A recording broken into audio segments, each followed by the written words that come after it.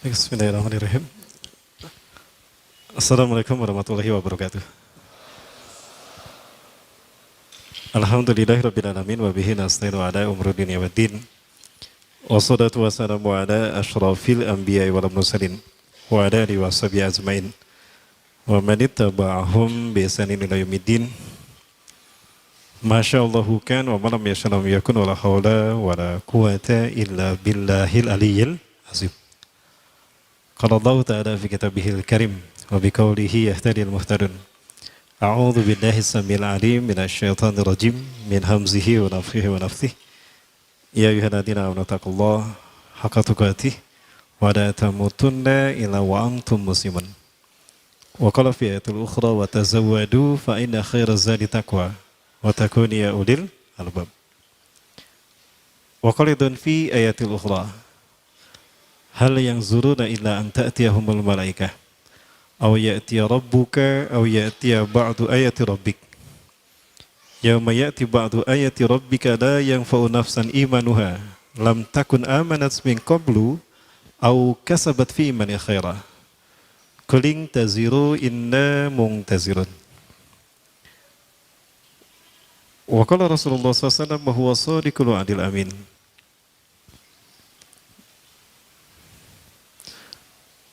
Saddidu wa badiru wa qaribu fa innahu la yudkhilul jannata ahadukum a'malu. Qila wa la anta ya Rasulullah wa la ana walakin Allah yatagammadani bi rahmatih. Wa qala fi hadisil ukhra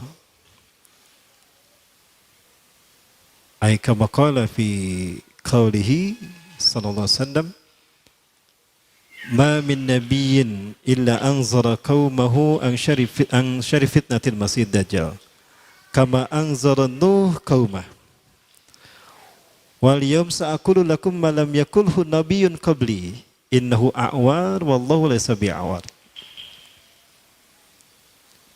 Wa qala fi hadisil ukhra man qara'a ashra ayatin min suratil kahfi usima 'anid dajjal. Al hadis wa kama qala sadaqallahul azim wa sadaqa rasulul karim wa nahnu ala dzalikal munasyahidin. Puji-puji dan syukur kita aturkan kehadirat Allah Subhanahu wa taala. Sore hari ini di hari ke-22 ya. 22 Syawal 1439 Hijriah bertepatan dengan tanggal berapa? 6. Tanggal 6 Juli 2018. Allah menakdirkan kita bertemu di Masjid Istiqomah. Ya, masjid yang kita harapkan bisa menjaga dan mendicat kembali iman Islam kita. Jadi siapapun yang pengen istiqomah dalam iman Islamnya, sering-seringlah hadir ke sini. Kemudian salawat dan salam semoga dilimpahkan pada uswah dan qudwah kita Rasulullah Muhammad sallallahu alaihi wasallam yang kehadirannya menjadi penyempurna risalah Islam. Tidak ada nabi yang membawa kemuliaan semulia beliau. Tidak ada masa yang terbaik bagi umat manusia melainkan masa di mana beliau hidup. Islam yang beliau wariskan kepada kita sudah menjadi cukup furqan bagi kita untuk membedakan mana hak dan batil. Sekalipun fitnah demi fitnah menghalangi antara kita dengan Allah, menghalangi antara kita dengan jalan Allah, maka insya Allah dengan sunnah Rasulullah SAW semua fitnah itu dapat tertembus. Karena salah satu fitnah fungsi Rasulullah SAW diutus ketika kita adalah menimbulkan furqan dan juga memberikan bayan, penjelasan. Maka tidak ada yang samar bagi kita sebetulnya apabila kita memandang kehidupan ini dengan kacamata Quran dan Sunnah. Termasuk ketika kita memandang fitnah Dajjal. Ya. Sungguh sering sebetulnya saya dan Ustaz Zulkifli Ali ya, menerangkan tentang Dajjal dan fitnahnya. Termasuk juga di masjid ini. Namun tidak ada masalah kalau kita ungkap kembali untuk mericat kembali bayangan dan ingatan kita terkait dengan fitnah Dajjal. Antara Dajjal dan fitnahnya ini adalah dua hal yang berbeda. Di mana fitnah Dajjal muncul terlebih dahulu. Ya. Adapun fitnah yang terburuk adalah fitnah ketika dia datang. Ya, jadi Dajjal ini akan datang manakala dunia betul-betul hancur karena fitnahnya. Maka di saat manusia putus asa dengan kehidupannya, di saat manusia sudah bingung untuk melangkah, Di saat orang-orang yang beriman nyaris kehilangan imannya, di saat itulah Dajjal datang. Dengan fitnah yang puncaknya, fitnah yang pamungkas. Ya. Dan ketika Dajjal muncul, sihirnya ini mampu menepis siapapun yang lemah imannya. Bahkan siapapun, kata Rasulullah SAW, diperintahkan untuk pergi menghindari Dajjal. Jangan sampai kamu merasa bahwa kamu bisa menghadapinya. Karena siapapun yang terkena fitnah Dajjal di saat kehadirannya, maka dia tidak akan pernah bisa melepaskan diri. Sehingga dia menjadi pengikutnya yang setia, bahkan akan bersama-sama dengan Dajjal di neraka. Ya. Memang ada nanti seorang pemuda yang kata Rasulullah SAW akan menghujah Dajjal dengan keimanannya. Namun itu adalah pemuda yang terbaik imannya. Ya, khadisyab imanan yaumaidin. Pemuda yang terbaik imannya pada saat itu. Dan dialah yang akan dibunuh oleh Dajjal. Saya sempat berdoa kepada Allah, mudah-mudahan itu saya. Tapi ternyata bukan ya. Ternyata bukan. Pemuda ini adalah pemuda dari Palestina yang perkiraan akan dibunuh di usia 20 tahun. Hari ini sudah ada dan dia sudah berusia 14 tahun. Dan pemuda inilah yang sedang diburu oleh Israel. Dan inilah jawaban kenapa Israel banyak membunuh anak-anak di Palestina. Anak laki-laki usia segitu di Palestina. Karena Dajjal yakin, Israel itu udah yakin, pemuda itu sudah ada. Ya, itulah alasannya. Dan pemuda ini ada kemungkinan dibunuh di Madinah karena dia sedang studi di Madinah. Studi ilmu hadis. Baik, kita kenalan dulu dengan Dajjal. Ya, sekali lagi, karena saya terlalu sering membahas tentang Dajjal sampai ada jemaah yang menyebut saya Ustadz Dajjal ya. Itu landian saya kira sebutan yang salah nanti. Baik, Iwabillah rahmatullah.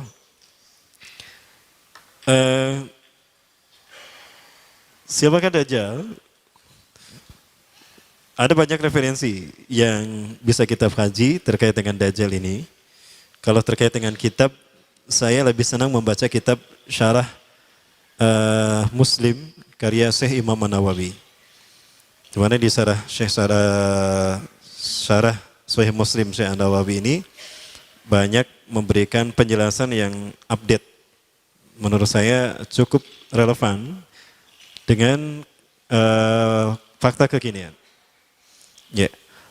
Kemudian juga ada kitab-kitab yang lain seperti kitab Nihayatul Alam fil Fitan wal Malahim karya Dr. Amin Muhammad Jamaluddin dari Timur Tengah. Ada juga buku atau kitab Nihayatul Alam karya Profesor Dr. Muhammad bin Abdurrahman Al-Arifi, atau buku yang ini juga, Dajjal akan muncul dari segitiga bermuda. Ini juga bagus menurut saya, walaupun banyak ulama yang mempertentangkan, namun saya tidak serta-merta menisbikan dan melemahkan beliau karena analisanya relevan dengan kekinian. Ya, salah satu dalil terkuat untuk memandang kuat tidak hanya satu nas adalah jika dia terjadi di zaman kita. Fakta sejarah itu yang menguatkan sebuah nas. Ya, baik. Dari semua itu saya coba rangkum menjadi kajian semacam ini. Nah, siapakah Dajjal? Dia lahir di Samirah. Ya, semula saya bingung antara Samirah dan Samara. Antara Samirah dan Samara. Kalau Samara ini ada di Irak. Ini ada Samara yang dekat dengan Baghdad, dia berada di wilayah Irak. Walaupun memang Irak ini termasuk tempat yang Rasul pernah sebutkan akan munculnya tanduk setan. Dan juga termasuk fitnah yang akan datang dari sana. Al-fitnah satakhruju min hahuna. Fitnah akan datang dari arah sana. Rasulullah mengurunya ke Irak. Nah, Irak yang dimaksudkan apakah Samara? Sempat saya kaji juga. Namun pada akhirnya saya berpikir ternyata Samirah ini adalah Palestina. Dan ada dikuatkan di dalam beberapa buku. Salah satunya buku ini. Nah, Dajjal ini lahir di Samirah. Dan dia diberi nama Samiri. Karena lahir di Samirah. Kayak saya lahir di Bandung, Al-Bandungi. Ya. Syekh An-Nawawi Syekh Nawawi ini lahir di Banten, Al-Bantani. Ada Ustadz dari Bogor, Al-Buguri. Ya, seperti itu. Nah, kenapa disebut Samiri? Karena lahir di Samirah. Dia lahir 100 tahun sebelum Nabi Musa diutus. Ya. Dan Allah Subhanahu wa taala memberikan kelebihan kepadanya. Yang pertama, dia diberikan umur panjang. Yungzaru umrah ila yaumis sa'ah. Ila akhir zaman. Ya, dia ditangguhkan ajalnya sampai akhir zaman. Yang kedua, dia memiliki kecerdasan di atas akal jenius rata-rata umat manusia. Jadi sejenius apapun umat manusia yang normal, dia 60 tahun di atasnya. Sehingga penemuan-penemuannya, kecanggihan berpikirnya, ya, kedewasaannya jauh di atas manusia. Rata-rata manusia normal. Ya, kalau kita normal ya insya Allah, berarti dia nggak normal. Yang ketiga, dia memiliki kemampuan sihir yang luar biasa. Apapun sihir yang selama ini kita saksikan, tidak ada yang mampu mengalahkan sihir dia. Ya. Sehingga saking luar biasa sihir yang dia miliki seolah-olah orang mengenalnya selevel dengan Tuhan. Karena apapun yang semestinya menjadi perbuatan Tuhan, Dajjal bisa melakukannya. Nah, ini saking hebatnya sihir Dajjal. Ya, jangankan Samiri atau Dajjal, Sai Baba saja. Pernah dengar Sai Baba ya? Seorang manusia supranatural, manusia yang lahir dari desa Nilayam Putraparti India Selatan. Dia pun memiliki 20 ciri-ciri Dajjal. Apa yang bisa dilakukan Dajjal, 20 diantaranya dia bisa. Ya, itu Sai Baba. Dan tahun 95 Sai Baba pernah menginjakan kakinya di Nusa Tenggara Timur. Saat itu Nusa Tenggara Timur, Indonesia Timur dalam kekeringan. Kayak sekarang nih, kering ya. Ini udah mulai musim kering nih. Saya sedang menghitung hari. Kalau kering seperti ini terjadi 3 tahun waspada. Karena sebelum Dajjal muncul akan ada musim kering selama 3 tahun berturut-turut.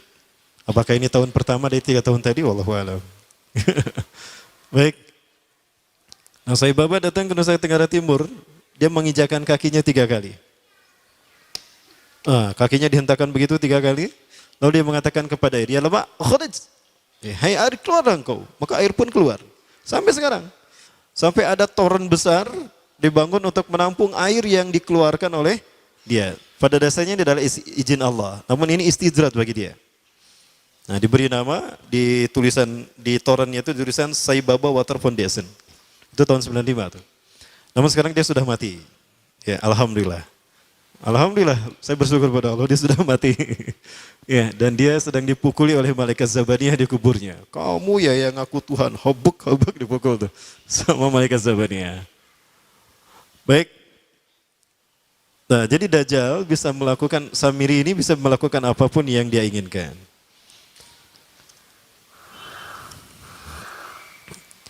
Nah, nasab kelahirannya adalah nasab yang aneh para Allah. Ya, dia lahir dari termasuk Bani Israel. Ya, Bani Israel ini keturunan Nabi Yakub. Yakub itu gelarnya Israel. Keturunannya disebut Bani Israel. Dari Yehuda. Yehuda ini adalah anak laki-laki dari istri pertama Nabi Yakub alaihissalam. Ya. Teh, Nabi Yakub istrinya berapa teh? Kok nanyanya sama teteh nih? Iya, Kang dengerin Kang. Nabi Yakub istrinya berapa teh? Nabi Yakub istrinya 4. Yang pertama bernama Ya'la. Dari Ya'la ini melahirkan 6 orang. Salah satunya bernama Yehuda dan Lewi. Lewi melahirkan Nabi Musa alaihissalam. Yehuda melahirkan bangsa yang kita kenal Yahudi. Salah satunya Yehuda ini melahirkan generasi yang pada akhirnya melahirkan Samiri. Ya, kalau Rahil istri yang kedua, dan ini istri yang paling dicintai oleh Nabi Yakub, melahirkan 2 anak, Bunyamin dan Nabi Yusuf dan Bunyamin. Yang lainnya juga sama melahirkan 2 anak, Kahit dari Ya'la melahirkan 2 anak, Dam dan Naftali.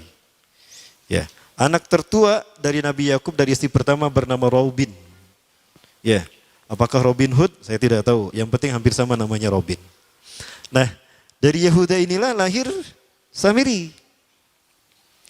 Nah, ayah dan ibunya, kakek dan nenek Samiri ini adalah para penyembah berhala. Karena Samiroh saat itu terkenal penyembah berhala. Nah, ayahnya ini lahir dari proses perzinahan adik dan kakak, incest. Adik dan kakak berzina lahir ayahnya. Adik dan kakak berzina lahir ibunya. Jadi ayah dan ibunya ini lahir dari proses yang haram. Dan ketika ibunya menstruasi, disetubuhi sama ayahnya. Jadi itu. peluangnya dari 2000 persetubuhan dalam keadaan menstruasi, 1 bisa jadi. Karena menurut penelitian medis juga, bahwa darah kotor tidak menghalangi terjadinya fertilisasi, tidak menghalangi terjadinya reproduksi manusia. Jadi tetap pembuahan ovum oleh sperma bisa terjadi walaupun ada dalam medium darah kotor, menstruasi. Ya, nah ketika itulah hamil dan lahirlah Samiri. Rasulullah SAW menyebutkan dalam Musnad Imam Ahmad, ya, ayah dan ibu Dajjal ini melewati perkawinannya selama 30 tahun tanpa melahirkan seorang anak pun. Dan di tahun ke-30 pernikahannya melahirkan Dajjal, melahirkan Samiri. Kelahirannya ini akan menjadi petaka bagi kedua orang tuanya.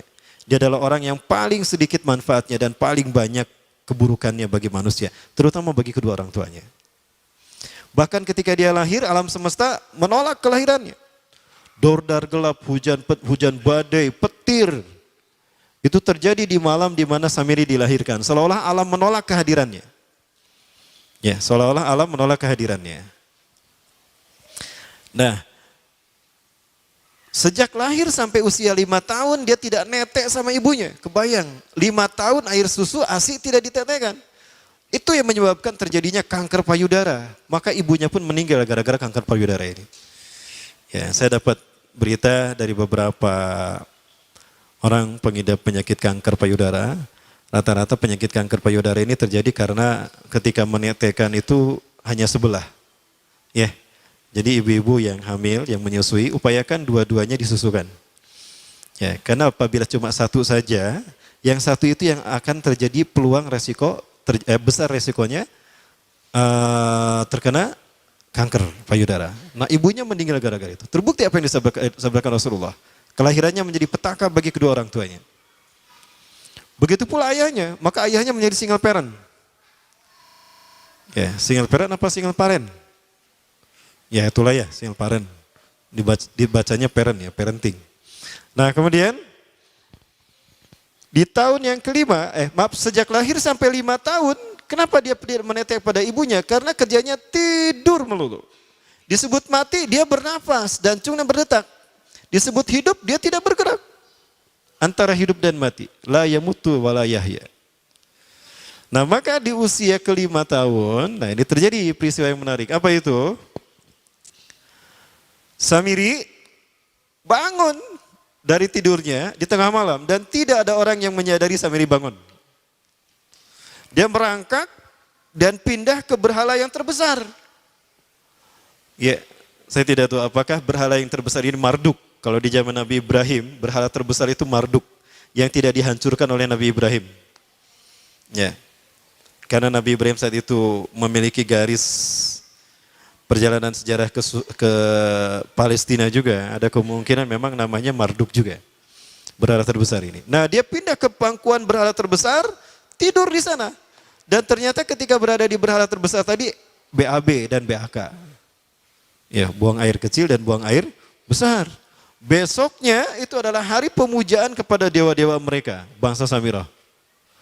Apa yang terjadi? Ketika terjadi ritual pemujaan tadi, maka sang raja yang dipertuhankan oleh kaumnya mencium sesuatu yang tidak enak.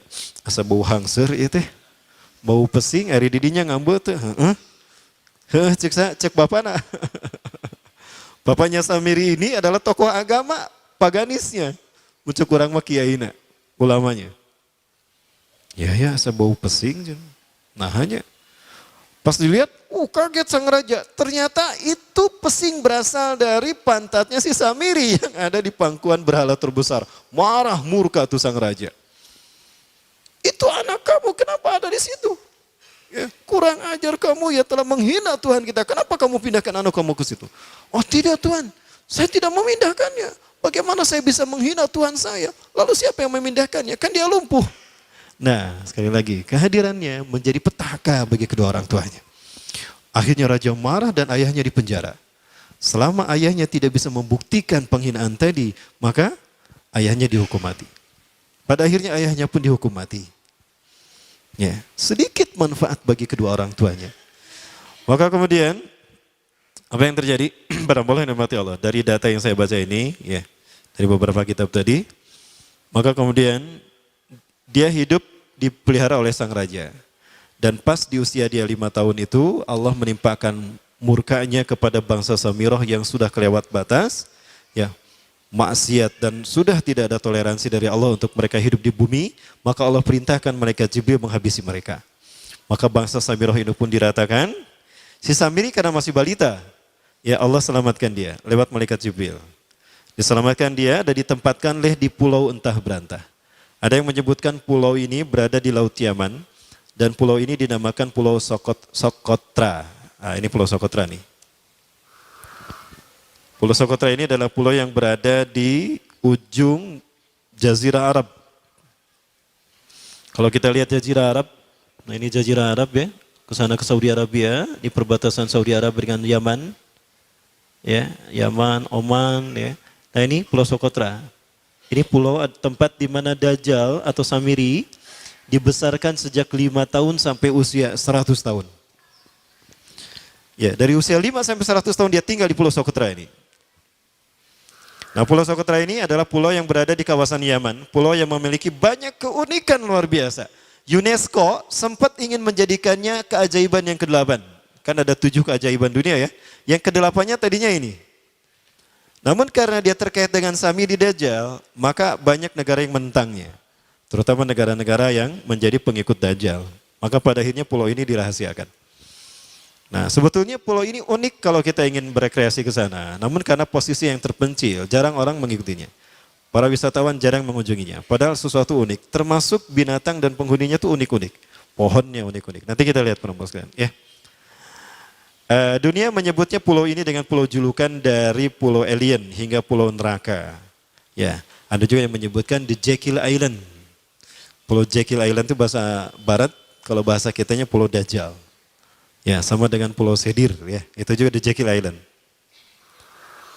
Nah, Pulau Sokotra kaya dengan flora dan fauna yang unik hingga saat ini belum ditemukan di tempat lain. Jadi tidak ada flora dan fauna yang ada di pulau ini yang ada di pulau lain di seluruh dunia. Hanya ada di pulau ini. Makanya di pulau inilah Allah ciptakan satu binatang yang unik juga yang disebut dengan jasasa. Jasasa, binatang jasasa itu artinya mata-mata. Tajassa yatajassu tajassusan wa jasasatan. Artinya pemata-mata, spy. Binatang ini bertumbuh besar, dhahmatun kabirah, tugati jismaha ya asy'ar. Hatta la nastati an nafariqa ayna wajhu wa ayna dubru. Tubuhnya besar dipenuhi dengan bulu sehingga saking penuhnya bulu kita tidak bisa membedakan mana dubur mana wajah. Yang menghadap itulah wajah. Bila kok orang menghadap dengan duburnya kan nggak mungkin ya. Yang menghadap pasti wajah.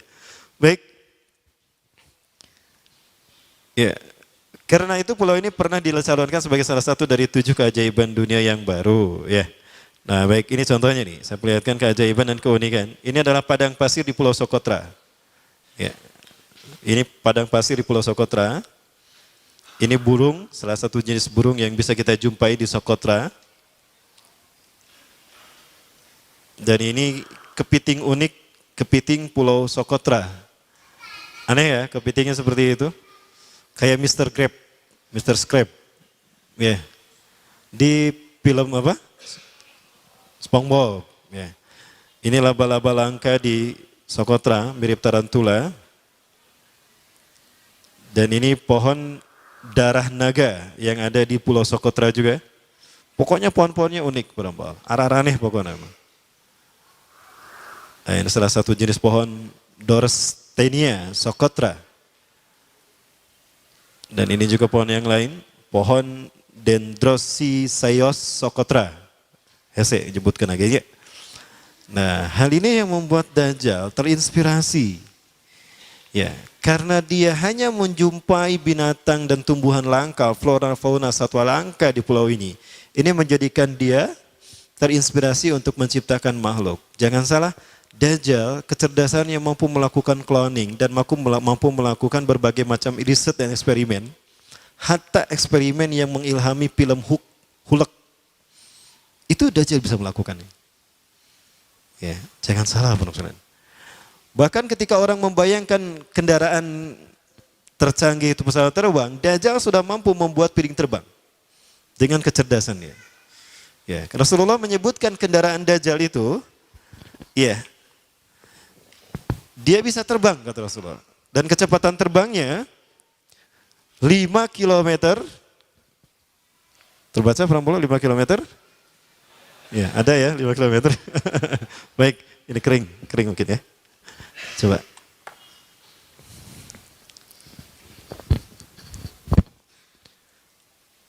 Lima kilometer per sekon. 1 detik 5 kilometer. 5 kilometer dari sini kemana? Sakicep 1 kedip ya, 1 detik sakicep. 1 detik 5 kilometer. Dari sini ke Pasteur lebih ya. Dari sini ke, bukan ke Pasteur ya, ke alun-alun Cimahi lah. 1 kedip sudah ada di alun-alun Cimahi, 1 kedip sudah ada di Tagog Padalarang, 1 kedip sudah ada di Ciranjang, Raja Mandala, 1 kedip sudah ada di Ciranjang. Hanya dengan berkedip-kedip dia berkeliling dunia. Ya, kecepatan ini diambil dari hadis Rasulullah. Berapa kecepatannya Rasulullah ketika dia terbang di muka bumi? Ya, kendaraan yang dia gunakan itu kecepatan terbangnya seperti awan yang ditiup angin kata Rasulullah. Dan awan rata-rata ditiup angin itu 5 km per sekon. Ya. Dan jarak dari satu telinga ke telinganya artinya setengah diameter atau diameter kepalanya, keledai yang dia gunakan, Rasul menyebutnya keledai, itu arba'una zira, 40 hasta, 27 meter. Ya, diameternya itu 27 meter. Keledai macam apa yang jarak dari satu telinga ke telinganya 27 meter? Kalau bukan piring terbang. Ini bisa 24 meter kan? 27 meter, bisa tidak? Bisa, dan kecepatannya pun sama. Saya sudah mengumpulkan data di satu flash disk tentang UFO. Dan UFO ini pernah muncul di jalan di Ciberem, flyover Cimahi, Cimindi. Itu teman saya yang menjadi saksinya. Saya tanya, Pak, kenapa terlambat kajiannya, Pak? Saya tadi meliput sesuatu yang luar biasa. Ada UFO bergerak di tempat di mana saya berjalan. Itu dari flyover Cimindi. Bergerak dari arah Ciberem ke Tagog Cimahi. Cepat sekali, luar biasa. Itu tahun 93 lah. 93-94 kurang lebih. Dan pernah meninggalkan jejak Cop Circle di Yogyakarta. Nah, Cop Circle itu adalah jejak UFO yang menjadi isyarat instruksi bagi para pelaku konspirasi dunia. Bagi para konspirator dunia. Siapa? Para kalangan Illuminati. Ya, baik, apabila dirahmati Allah. Apalagi kemudian, boleh saya berdiri ya? Boleh, ya. Baik, karena saya harus mau balik ke sana juga ya. Berikutnya apa? Nah, di dalam Al-Quran, Dajjal tidak disebut secara eksplisit. La yuzkaru Dajjal qat'ayan fil Quran. Dajjal tidak disebut secara qat'i di dalam Al-Quran. Kenapa? Yang namanya fitnah tidak disebut secara qat'i. Adapun dibahas secara detail itu di dalam hadis. Ya. Maka posisinya sama kuatnya dengan Quran. Karena fungsi hadis terhadap Quran itu ada 3. Ya. Ada 3 fungsi hadis terhadap Quran. Yang pertama bayan ta'kid. Bayan ta'kid. Apa itu bayan ta'kid? Fungsi hadis menguatkan hukum atau penjelasan nas yang ada dalam Quran. Sebagai contoh, di dalam Quran ada kewajiban ibadah saum. Ya ayyuhalladzina amanu kutiba alaikumusyamu kama kutiba alal ladzina min qablikum ya. Ada perintah saum, maka di dalam hadis juga ada. Ya. Man shoma ramadhana imanan wa ihtisaban ghufira lahu ma taqaddama min dhanbi, kata Rasulullah. Ya, saum juga disebutkan dalam hadis. Nah, maka hadis yang menjelaskan tentang saum ini fungsinya bayan ta'kid kepada Quran. Yang kedua, fungsi hadis terhadap Quran adalah bayan tafsil wa tafsir. Bayan tafsir artinya menjelaskan apa yang ada dalam Quran. Sesuatu yang tidak dibahas secara mendetail dalam Quran, dibahas secara detail di dalam hadis. Bahkan dirinci oleh hadis, tafsil. Ya, itu fungsi yang kedua. Nah, fungsi yang ketiga dari hadis terhadap Quran adalah bayan tasyri'. Bayan tasyri'. Yaitu fungsi hadis dengan menetapkan hukum yang tidak dibahas di dalam Al-Quran. Ya, di dalam Al-Quran Allah hanya menyatakan innallaha yuhibbut tawwabin wa yuhibbul mutatahhirin. Allah cinta kepada orang yang bertaubat dan mencintai orang yang membersihkan dirinya. Nah, di dalam hadis Rasulullah SAW memberikan syariat menggosok gigi. Tasawwaku fa innaha min sunanil mursalin. Ya. Wa tuhuru satrul iman. Ya. Bersiwaklah kalian, gosok gigilah kalian karena bersiwak itu adalah sunahnya para nabi dan rasul. Ya. Jadi yang taruh gosok gigi dia tidak mengikuti sunnah Rasul ya. Baik. Nah, itu permasalahan baik. Nah, di dalam Al-Quran ada beberapa ayat yang menurut para ulama ini terkait dengan Dajjal. Nah, peristiwanya adalah terkait dengan peristiwa Nabi Musa dan Samiri. Ya, mulai ada nama Samiri di sini. Nah, di dalam Quran surat Toha disebutkan di dalam beberapa ayat. Yang pertama ayat ke-83 dan 84. A'udzubillahi minasyaitonirrajim. Wa ma'ajalaka an qaumika ya Musa. Dan apakah yang membuat engkau tergesa-gesa meninggalkan kaum hai Musa? Ketika ada 10 perintah Allah yang akan diterima oleh Nabi Musa yang kemudian disebut dengan Ten Commandment oleh orang-orang barat. Nabi Musa meninggalkan kaumnya Bani Israel ya di belakang bersama Nabi Harun. Nabi Musa tergesa-gesa karena Nabi Musa ingin segera mendapatkan perintah Allah. Ya. Maka Nabi Musa menjawab, qalahum ulai ala athari. Mereka ada di belakangku ya Allah. Wa ajiltu ilaika rabbi litardo, dan aku menyegerakan diri padamu ya Allah agar kau segera agar kau ridho kepadaku. Aku ingin segera memenuhi perintahmu. Ya. Nah, itu yang dijawab oleh Nabi Musa. Maka Allah kemudian menerangkan kepada Nabi Musa. Nah, ini dua ayat yang berikutnya. Qala Allah berfirman, fa inna qad fatanna qaumaka min ba'dika wa adallahumus samiri. Fa inna, maka sesungguhnya kami qad fatanna telah menguji kaummu hai Musa. Min ba'dika, setelah engkau tinggalkan, wa adallahumus samiri, dan mereka disesatkan oleh Samiri. Nah, di sini saya sepakat kalau ada ulama mengatakan Samiri yang dimaksud di sini adalah Dajjal. Ya, Samiri yang disebutkan di sini adalah Dajjal. Ya. Faraja Musa ila qaumi ghadbana asifa. Maka kembalilah Musa kepada kaumnya dalam keadaan marah yang sangat marah yang berlapis-lapis. Sampai pada kaumnya, hingga begitu sampai pada kaumnya itu Nabi Harun ditarik jenggotna. Ari maneh bet diantep maranehna nyembah berhala. Nyembah patung, aduh ulah kitu atuh bisi coplok eta jenggot. Ya. Wahai saudaraku, kenapa kau menarik jenggotku? Jangan kau seperti itu. Aku sudah memperingatkan mereka, tapi mereka telah terperdaya oleh perkataan Samiri. Indahnya perkataan Samiri lebih mereka dengar ketimbang nasihatku, wahai kakakku, wahai saudaraku. Ya, itu kata Nabi Harun. Maka qala, berkatalah Nabi Musa, ya qaumi alam ya'idkum rabbukum wa'dan hasanan. Wahai kaumku, bukankah Allah telah menjanjikan janji yang baik untuk kalian? Afatola alaikumul ahdu.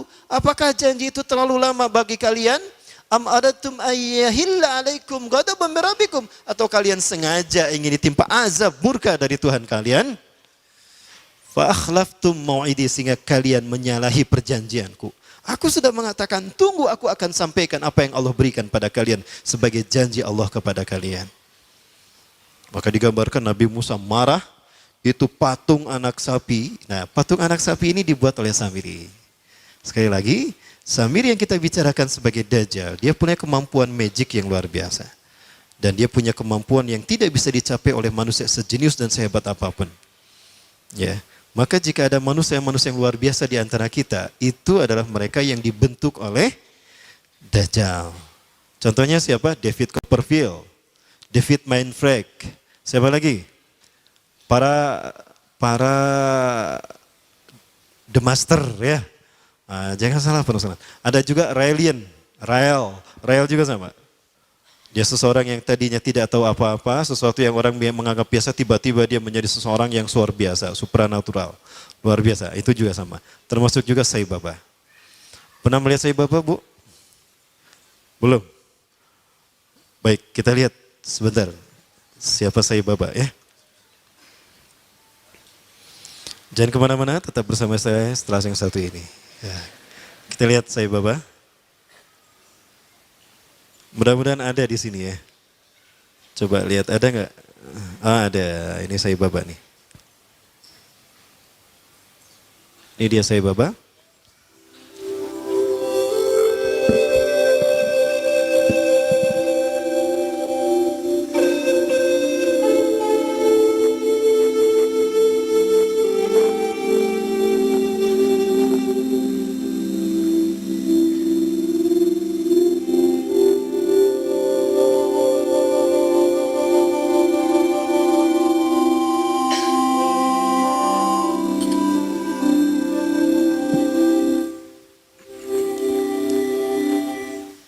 Beberapa ciri-ciri Dajjal ada pada Sai Baba. Yang pertama Rasulullah SAW menyebutkan, "Idza ra'aitumud dajjal fara'a fi ra'si syai'un kattaj." Syai'an kattaj.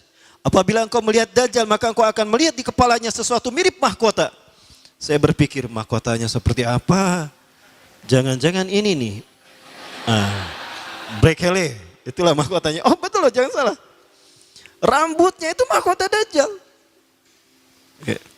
Kemudian dari tatapan, aura tatapan matanya adalah sihir. Maka siapapun yang terkena tatapan, pas tatapannya bertemu, itu maka dia ada dalam kendali Dajjal. Hatinya ada dalam genggaman Dajjal. Lihat mata Sai Baba.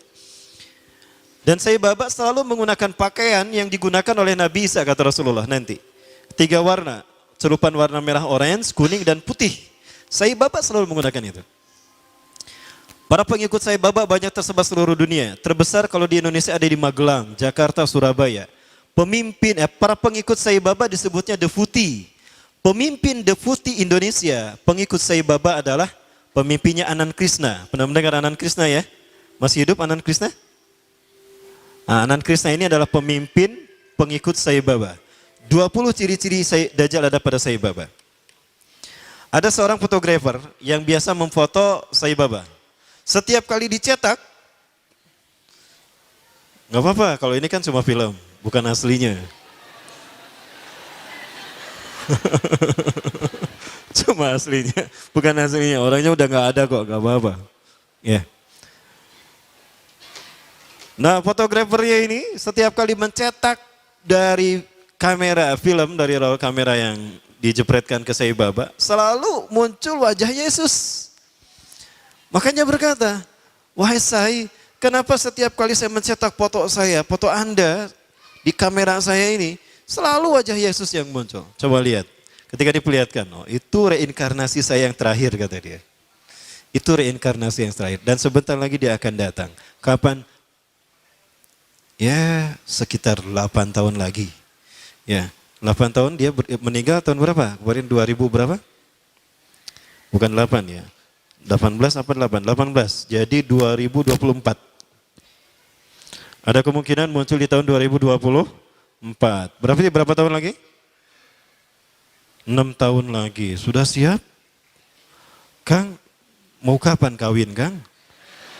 Keburu Dajjal nanti muncul. Ya, kalau Dajjal udah muncul nggak akan sempat walimah, Kang. Teh, mau besok kawin teh? Kang? Baik, alhamdulillah gara-gara saya sering mengatakan ini, undangan langsung datang 3 macam tuh, 300. Undangan nikah dari pemuda. Pas lihat, terima kasih Ustadz, saya nggak mau ketika saya menikah Dajjal keburu datang. Oh enggak, itu versi saya. Baik, nah kemudian ada pesawat di Venezuela ketika take off, baru 2000 atau 3000 kakian itu terjadi turbulensi.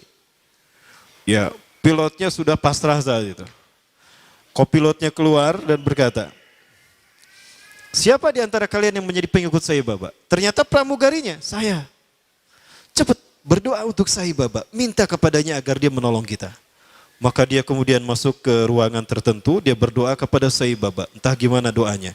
Wes bablas angine, wes bablas angine. Mungkin begitu ya wiridnya. Apa yang terjadi? awan berkumpul membentuk tubuh Sai Baba setengah badan. Dan awan tadi bergerak mengelambaikan tangannya. Maka seketika itu pula turbulensi hilang dan pesawat itu normal kembali dan bisa mendarat di tempat tujuan. Landing dalam keadaan aman. Nah ini Sai Baba. Berikutnya juga. Ya, masih terkait Sai Baba. Ada seorang janda punya anak 4. Dia datang pada Sai Baba dan berkata, "Wahai Sai, Anda adalah Tuhan kami. Anda Tuhan saya. Saya seorang janda sudah 4 tahun ditinggalkan oleh suami saya. Saya punya anak 4, kami miskin Sai. Kami ingin merubah hidupnya. Anda adalah maha kaya Tuhan kami, tolong kami beri karunia." Sai Baba hanya menggerakkan tangannya, maka emas keluar dari tangannya. Diberikan pada wanita janda tadi. Ada seorang syekh dari Arab ingin menghujah Sai Baba. Ingat Rasulullah pernah berkata, ketika kalian melihat Dajjal lari menjauhinya. Jangan kalian mendatanginya karena sekuat apapun hujah kalian, jika kalian tidak yakin dengan keimanan kalian, kalian akan menjadi pengikutnya. Akan ada seseorang ketika Dajjal muncul, dia datang menghampiri Dajjal. Yahujja bihujjatihi, dia menghujah dengan kemampuan pikirnya. Fasara tabi'an lahu haqqa tabi'in. Ternyata dia menjadi pengikut Dajjal yang setia. Ini terjadi pada Sai Baba. Seorang syekh dari Arab Saudi, maaf dari Timur Tengah. Saya tidak sebut Arab Saudi ya, keceletot. Datang menghampiri Sai Baba. Sai Baba berkata begini, "Kamu ragu saya Tuhan kamu? Coba apa yang bisa dilakukan Tuhanmu, saya akan melakukannya." Maka apapun yang diminta oleh syekh tadi, Sai Baba melakukannya. Maka apa yang terjadi? Syekh tadi menjadi pengikut Sai Baba yang setia. Hati-hati. Nah, baik, kita masih bicara Sai Baba.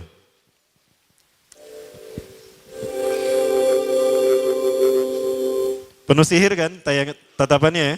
Begitulah Dajjal. Dajjal lebih dahsyat daripada ini.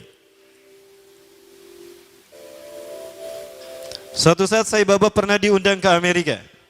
Sekelompok petinggi militer angkatan darat Amerika kehilangan sebuah dokumen.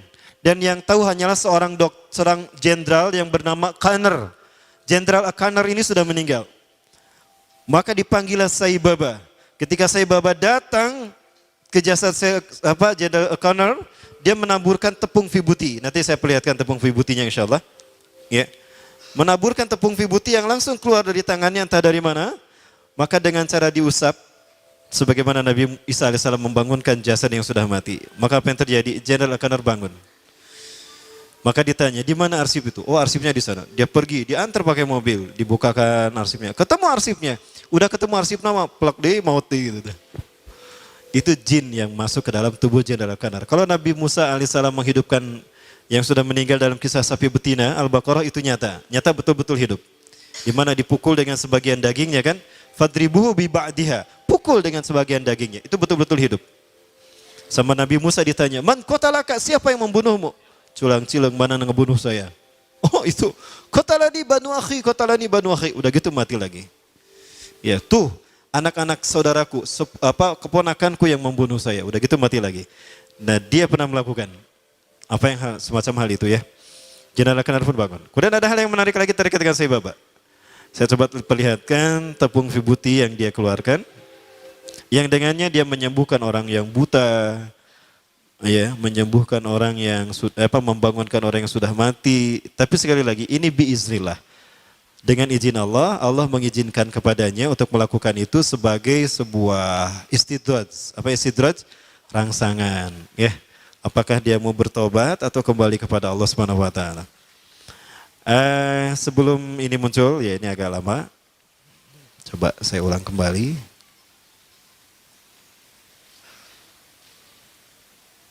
Muncul.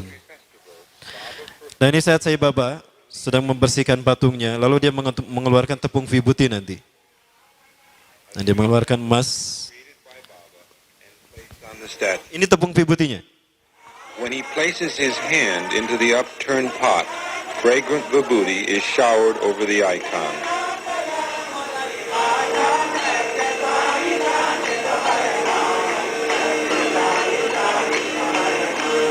When Sai Baba removes his hand from the upturned pot, the vibhuti ash stops flowing. Seseorang berani menjual rumahnya, menjual mobilnya demi mendapatkan tepung vibhuti walaupun hanya setitik saja.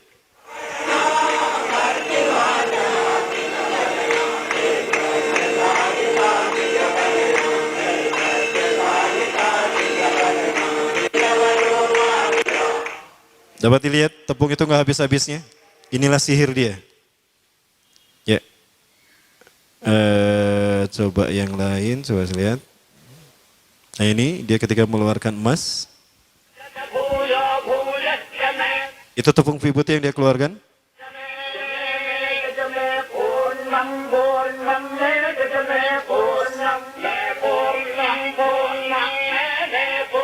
Ini ketika masih muda. Rasulullah SAW menyebutkan Samiri atau Dajjal itu dia mandul, tidak suka kepada lawan jenis. Dan dia tidak menikah, termasuk Saibaba juga sama. Dia ngejomblo seumur hidup.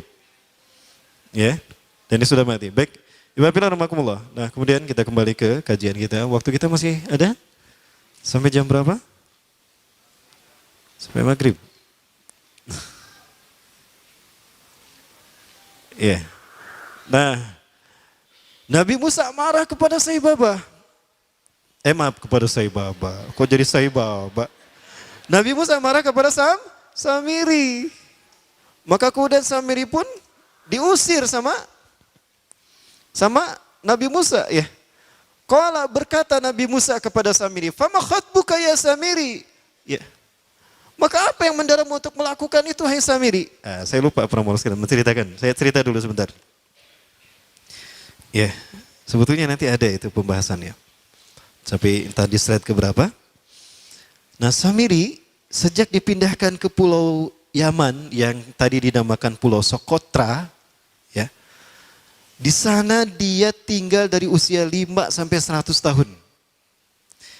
Kerjaannya adalah bangun, makan, minum, tidur. Bangun, makan, minum, tidur. Bangun, makan, minum, tidur. Begitu sampai usia 100 tahun. Samiri ini. Ya, dia tidak melakukan aktivitas lain. Ketika dia bangun, malaikat Jibril sudah menyiapkan makanan dan minuman di sampingnya. Dimakan dia. Kadang menunya macam-macam. Ada pecel lele, tutuk oncom, cobek belut, macam-macam tuh.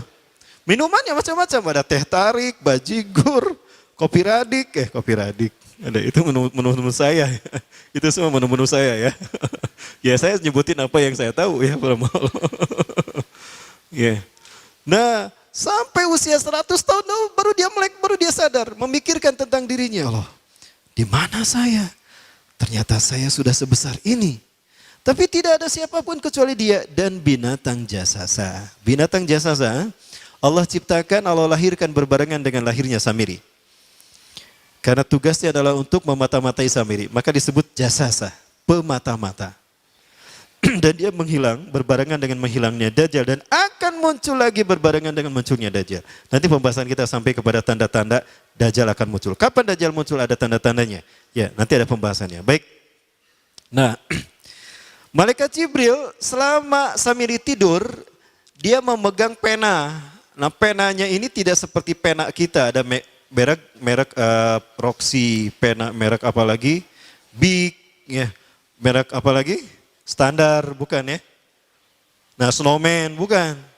Tapi penanya itu kayak tongkat sihir. Nah, itulah kenapa tongkat sihir pendek itu selalu seperti itu, kayak Harry Potter. Potter apa Potter? Harry Potter.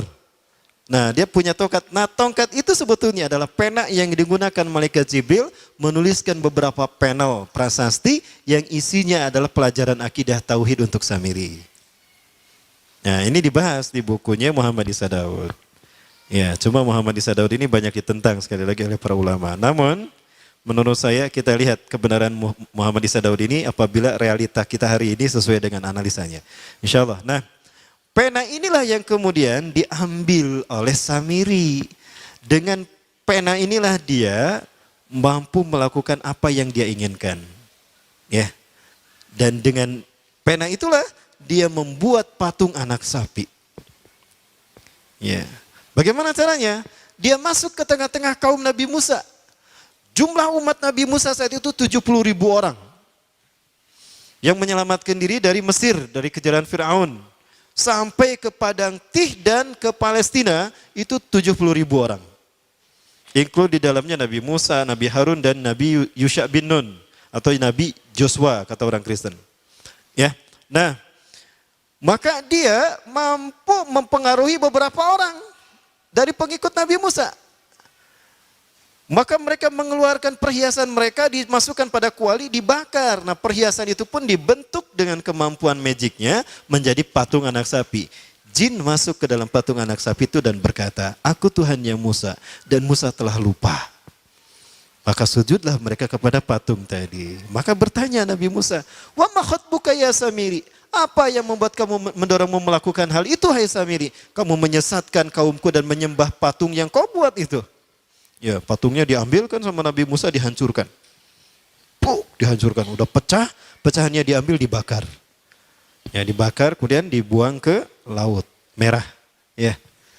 Qala, berkatalah Samiri, basartu bimalam yubsiru, bimalam yabsuru. Aku mengetahui apa yang tidak mereka tahu. Aku melihat apa yang tidak mampu mereka pandang, mereka lihat bihi dengannya.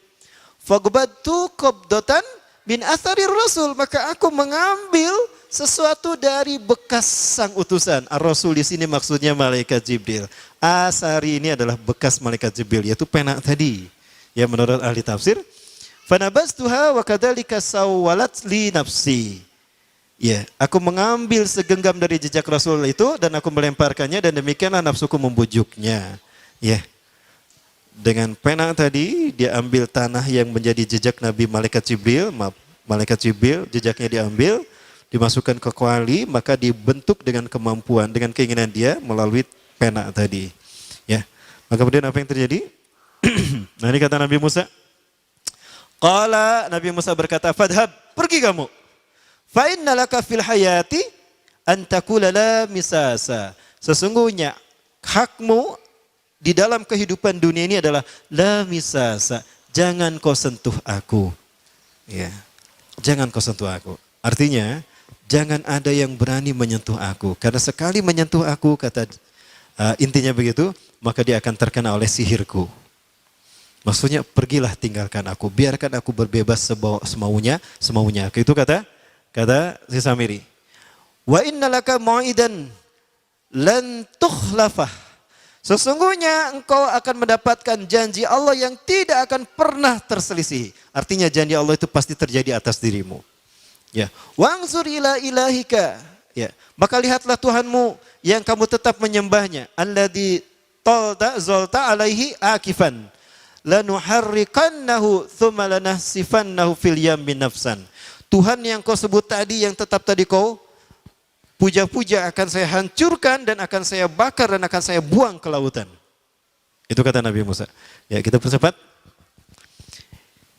Nah, Iwafillah rahmakumullah. Kemudian apa yang terjadi? Nabi Musa hanya mengusir si Samiri, tidak membunuhnya.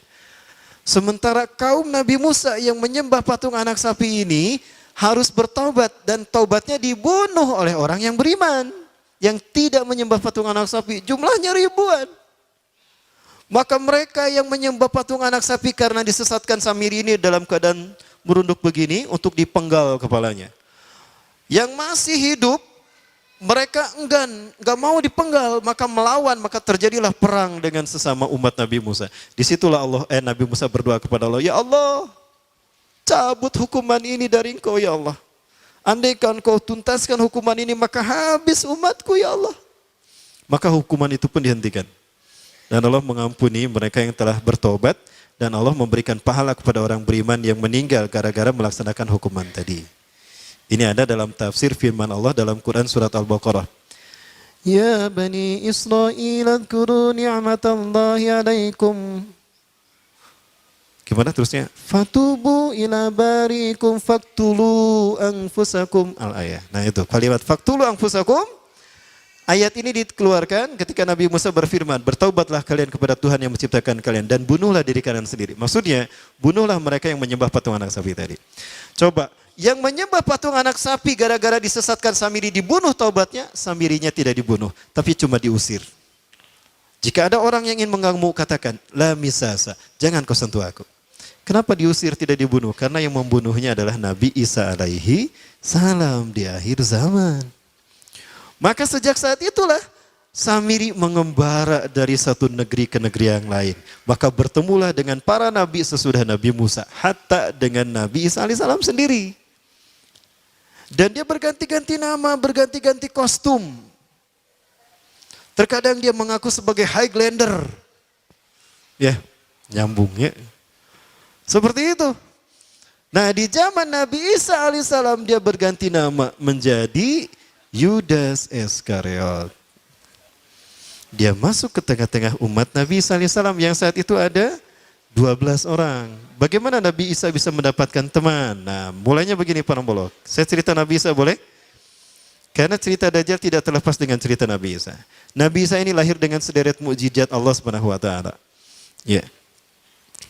Di antara mukjizatnya adalah ketika Nabi Isa berbicara dalam buayan. Di saat orang-orang menuduh Siti Maryam berzina, ya, hei Maryam, hei ya ukhta Harun, hei saudarinya Harun. Sesungguhnya ayahmu bukanlah seorang penzina dan ibumu juga bukan seorang pelacur. Lalu kenapa engkau melakukan apa yang tidak mereka lakukan? Ya, Siti Maryam tidak berkata-kata karena sudah diperintahkan oleh malaikat Jibril atas perintah Allah. Ya, katakan kepada manusia, Inni nadartu lirrahmani sauman falam ukallima al-yawma insiya. Itu kata Siti Maryam. Aku bernazar kepada Tuhanku yang Maha Rahman, kalau aku tidak akan berkata kepada siapapun, maka hari ini aku akan saum. Tidak akan berkata pada seorang pun. Lalu siapa yang akan menjawab pertanyaan kami? Siti Maryam menunjukkan isyarat dengan matanya kepada Nabi Isa alaihissalam yang masih dalam buayannya, yang baru beberapa jam dilahirkan. Lihat aja anak saya. Dengan isyaratnya begitu ke mata. Apa maksudmu? Apa engkau hendak mempermainkan aku? Maka tiba-tiba Nabi Isa alaihissalam berkata, ya, nah, bersabda Nabi Isa banyak hal lebar. Ini dalam surat Ali Imran ayat ke-36 sampai 40-an lah kalau tidak salah ya. Nah, terkait dengan ayat itu, maka orang-orang pun mempercayai Nabi Isa. Nah, sejak saat itu Siti Maryam bertahanus di Masjidil Aqsa di paling bawah ya. Kalau sekarang paling bawah sudut paling timur, pojok itu ada mihrab Siti Maryam. Nah, sementara Nabi Isa alaihissalam terkadang diasuh oleh Nabi Zakaria yang saat itu sudah memiliki Nabi Yahya. Antara Nabi Isa dan Nabi Yahya hampir satu usia, satu angkatan, satu baya. Maka ketika ada kajian di Baitul Maqdis, Nabi Isa dan Nabi Yahya dibawa. Nah, saat itu terjadi konspirasi yang dilakukan oleh para pendeta Sanhedrin. Para pendeta Sanhedrin inilah mereka yang memalsukan Taurat menjadi Talmud dan merekalah Yahudi Talmudian. Ya. Ketika mereka menyampaikan Talmud yang mereka klaim Taurat, Nabi Isa yang masih kecil nerekel karena bangku. Protes kepada para pendeta tadi, wailun lakum innakum tuharifuna al-kalima am mawadih. Sungguh celaka kalian telah merubah Taurat dari tempatnya. Taurat yang kalian sebutkan tadi tidak begitu. Nih Taurat yang asli begini. Kaget tuh pendeta Sanhedrin. Allah, ya budak bener. Oke ngomong lah, oi. Berpuluh-puluh tahun ceramah kita nggak ada yang mendebat dan tidak ada yang tahu apa yang kita lakukan. Dan kali ini, hari ini ada yang mendebat kita, ada yang mengkritisi kita. Jangan mengkritisi budak letik deh. Wah. Setiap kali pendeta Sanhedrin ceramah, setiap kali itu pula Nabi Isa alaihissalam mendebat mereka, mengkritik mereka, menyanggah mereka, membantah mereka. Maka mereka para pendeta Sanhedrin marah besar kepada Nabi Isa, maka terjadilah rapat penting saat itu. Celaka kita, kalau anak ini dibiarkan, tekor kita, kanyahuan bohong na urang. Kuma itu bunuh anak ini. Tunggu, gak boleh kita membunuhnya. Kalau kita membunuhnya, lalu bagaimana kita? Kita akan kehilangan posisi sebagai pesuruh Tuhan. Tenang, gampang. Kita bunuh dia dengan tangan orang lain. Caranya gimana? Nah, dibuatlah doktrin Tuhan. Bingung. Cerita ini Samiri tahu. Samiri hafal peristiwa ini. Ya, karena dia punya pendamping dari bangsa jin, penambah Allah. Tadi saya belum selesai ya, penambah Allah. Punten, boleh di-cut dulu cerita ini? Kita cut dulu cerita ini. Nah, ketika di pulau itu, sebelum bertemu dengan Nabi Musa, Samiri di pulau itu yang hanya tinggal dengan seekor binatang jasasa. Binatang jasasa ini memberikan beberapa hal kepada si Samiri ya. Coba saya lihat salah satu isi panelnya ya. Ada beberapa panel yang diperlihatkan oleh, nah ini.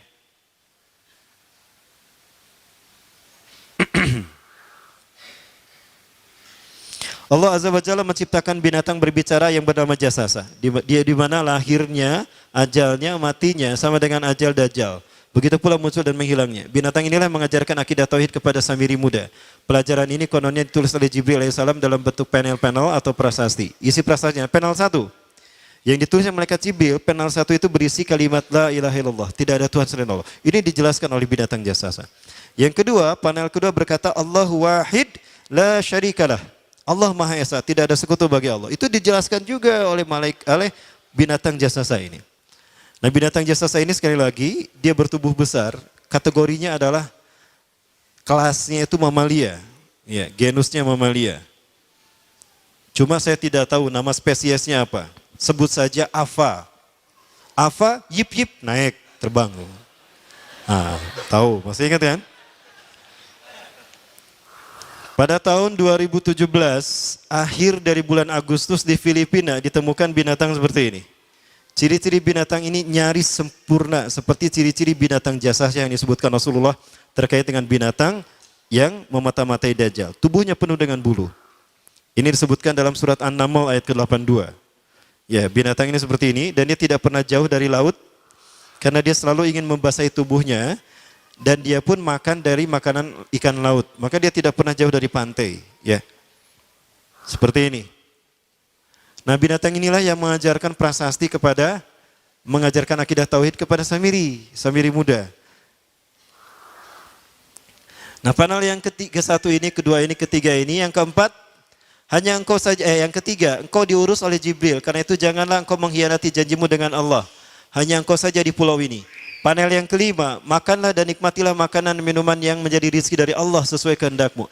Tidurlah sesukamu, tapi sembahlah Allah dalam berbagai keadaanmu dengan tasbih keesaan Allah kepadanya, yaitu dengan melaksanakan sholat yang diwajibkan kepadamu. Allah lah sang raja, Allah yang Maha Esa. Dia tidak berayah dan tidak pula mempunyai anak. Ini saya agak tergesa-gesa mengetiknya. Allah Tuhan Tuhan yang Maha Besar dan Maha Agung. Dialah yang Maha Raja. Ada 7 panel. Panel yang ke-7 bercerita tentang Nabi Muhammad. Panel yang ke-6 itu bercerita tentang nabi-nabi, dan khusus panel yang ke-7 cerita tentang Nabi Muhammad. Jadi Dajjal sudah tahu, Samiri sudah tahu bahwa akan diutus Nabi Muhammad di akhir zaman. Dan itu Nabi yang terbaik, makanya dia iri. Nah, selesai panel ini disampaikan, maka binatang jasasa berkata, wahai Samiri, saksikanlah aku telah menunaikan innani qad fa'altu ma umirtu. Ya. Min Rabbi, demi Allah saksikan aku sudah menunaikan apa yang diperintahkan padaku, kata binatang jasasa. Maka sekarang adalah perintah terakhir, yaitu pertanyaan dariku untukmu. Hal tu'minu billah? Apakah kau beriman pada Allah? Wa bima unzila ilaih? Dan dari apa yang diturunkan kepada nabi-nabinya, kepada Jibril maksudnya. Famadal jawab ya Samiri. Apa jawabanmu hai Samiri? Samiri tidak menjawabnya. Lama ditunggu-tunggu, Samiri tidak menjawabnya. Sehingga binatang ini pun pergi dengan menjerit, dengan jeritan yang membuat Samiri ini pekak telinganya. 2 kali lagi datang lagi kembali kepada Samiri dan berkata binatang jasasa, ya Samiri, famadal jawab? Hal tu'minu billah? In tu'minu billah fatakunu mu'minan ajaba imanika ila yaumil qiyamah. Jika engkau beriman kepada Allah, maka sungguh engkau akan menjadi mukmin yang menakjubkan imannya. Inna ajalaka ukhirat ila akhir zaman. Sesungguhnya ajalmu ditangguhkan sampai akhir zaman. Jika engkau beriman pada Allah, engkau akan menjadi mukmin yang menakjubkan. Fa in lam tu'min billah, tapi jika engkau tidak beriman kepada Allah, wa bima unzila ilaih, dan apapun yang diturunkan pada Jibril, innaka minal mal'unina ila yaumil qiyamah, dan kau terkutuk sampai hari kiamat nanti. Tidak juga dijawab. Pergi lagi binatang jasasa tadi sambil memekikkan suara yang pekikan yang keras. Yang ketiga kali yang terakhir dia bertanya kembali. Dan apa jawaban Samiri? Hei jasasa binatang buruk rupa, lihat di pulau ini tidak ada siapapun kecuali engkau dan aku. Dan yakinilah kalau panel ini bukan tentang Allah yang di langit sana, tapi yang disebut Allah itu saya. Hei jasasa, akulah Allah itu. Oh, dia menjerit dengan jeritan yang makin keras. Sampai si Samiri pun menutup kedua telinganya. Sejak saat itulah binatang itu pergi dan berkata, innaka dajjal, innaka dajjal, innaka dajjal. Engkau adalah pendusta, engkau adalah pendusta. Pendusta sampai hilang suaranya. Di saat itulah Dajjal mendapatkan gelar, Samiri mendapatkan gelar Dajjal. Jadi siapa nama asli Dajjal? Samiri. Dajjal artinya al-kazab, pendusta. Bukan singkatan kade. Tong ditanyakan Ustaz singkatan nona di Dajjal teh. Bisi didawab dada jeng bujal. Diterangkan gitu. Baik, nah sejak saat itulah Samiri keluar dari pulau itu dan dia sudah menyandang gelar Dajjal, pendusta. Karena dia mengaku Tuhan. Lupa saya menyampaikan, Sai Baba pun sama. Di desa Nilayam Putra Parti, India Selatan. Suatu saat dia pernah ceramah mengatakan kepada para deputinya. Dia mengatakan, panggillah aku dengan panggilan yang kalian sukai. Panggillah aku Krishna, panggillah aku Yesus, bahkan panggillah aku Allah. Maka pengikut Sai Baba dari berbagai agama termasuk agama Islam. Tidak sedikit orang Islam yang menjadi pengikut Sai Baba. Dan banyak pengikut Sai Baba di Indonesia yang menjadi pejabat. Tapi saya nggak nyebut siapa saja ya. Yang banyak yang menjadi pejabat. Maka jangan heran kalau Indonesia model kia. Jadi gimana solusinya Ustadz? Ganti presiden 2018. Baik, para mas sekalian yang dimati Allah. Nah, tadi ke zaman Nabi Isa ya. Kita belum membahas tentang zaman Nabi Isa. Nah, ketika Nabi Isa membongkar kedustaan para pendeta Sanhedrin, pendeta Sanhedrin membuat tipu daya. Apa tipu daya yang dilakukan para pendeta Sanhedrin? Karena mereka sudah terbiasa mengarang cerita tentang kitab-kitab Allah. Mereka mengganti sebuah ayat dari tempatnya. Sumayaktubunal kitaba biaidihim. Lalu mereka menulis ayat dengan tangan mereka. Sumayakuluna hada min indillah. Lalu mengatakan ini dari Allah padahal bukan dari Allah. Maka mereka pun para pendeta Sanhedrin membuat dongeng. Dongeng apa? Dongeng Tuhan bingung. Dan dongeng ini terkait dengan sejarah Nabi Isa alaihissalam sendiri. Dia memfitnah Nabi Isa dengan dongeng ini. Yaitu dongeng Tuhan bingung. Ya, dari dongeng inilah muncul keyakinan agama Kristen. Mau dengar? Pernah saya sampaikan di sini. Baik, saya ulang kembali. Boleh nggak saya ulang kembali? Nah, apa itu dongeng Tuhan bingung? Nah, Tuhan, kenapa Tuhan bingung? Nah, ini aneh ya, kok ada Tuhan bingung? Kalau saya bingung wajar karena saya bukan Tuhan. Ya, tapi kalau ada Tuhan bingung aneh. Ya. Tapi begitulah pendeta Sanhedrin Yahudi. Kenapa Tuhan bingung? Bingung memikirkan Adam. Geus puguh dicarek tong memetik buah pohon huli, dipetik jeung Hawa. Di dahar babarengan deh. Atuh marah Tuhan kan? Maka ketika Tuhan akan menghukum Adam, Tuhan menahan tangannya. Dan Tuhan berpikir, aduh Adam ini makhluk. Adam ini manusia yang lemah. Kalau aku pukul dengan satu tentuan tanganku pun dia akan mati, hancur kesakitan. Berarti aku kejam kepada Adam. Kalau aku tahu dia akan melanggar, harusnya aku tidak ciptakan Adam. Maka bingung tuh Tuhan antara menghukum dan membiarkan Adam. Apa bingungnya? Hukum jangan. Bingung Tuhan. Lamun orang bingung mungkin berhari-hari, tapi Tuhan kalau bingung bertahun-tahun ya. Jengkuma kalau kita bingung begini nih. Kalau Tuhan kayak gimana? Ya pulang anting gak dituka dia. Akhirnya Tuhan menemukan ide, tuh kan aneh. Dan ini ada yang sampai ke akidah orang Syiah, Al-Bada. Ada 10 akidah Syiah, salah satunya yang ke-8 Al-Bada. Yaitu Tuhan pernah tidak tahu sesuatu, lalu Tuhan ingat sesuatu. Maka saya yakin betul kalau Syiah juga adalah agama ciptaan Dajjal. Tolong saksikan. Saya mengatakan demikian karena sudah berdebat dengan mereka. Dan saya sudah pelajari akidah Syiah ini beberapa sedikit. Tapi saya makin yakin, ini agama ciptaan Dajjal. Yahudi. Baik, lanjut. Sampai mana tadi? Tuhan bingung. Akhirnya Tuhan punya ide. Ketika Tuhan menemukan ide, Tuhan berteriak, Eureka, Eureka. Tahu Eureka? Ya itulah. Ya, Tuhan punya ide. Apa idenya? Aku kan Tuhan. Tuhan itu immortal. Kalau begitu aku saja yang dihukum, jangan Adam. Baik, kalau begitu aku harus menjelma menjadi manusia. Jibril, sini Jibril. Baik Tuhan. Ada apa Tuhan?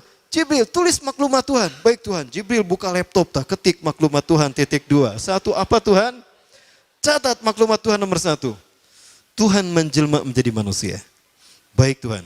Nomor 1, Tuhan menjelma menjadi manusia. Kalau salah ketik, di delete lah. Lagi. Berikutnya Tuhan bingung lagi. Kalau aku menjelma menjadi manusia, bagaimana aku hadir ke tengah-tengah manusia? Kalau aku muncul begitu saja, manusia tidak akan percaya dengan keberadaanku. Kalau begitu aku harus lahir secara normal. Baik, Jibril, maklumat nomor 2, Tuhan lahir secara normal. Baik Tuhan, ditulis Tuhan lahir secara normal.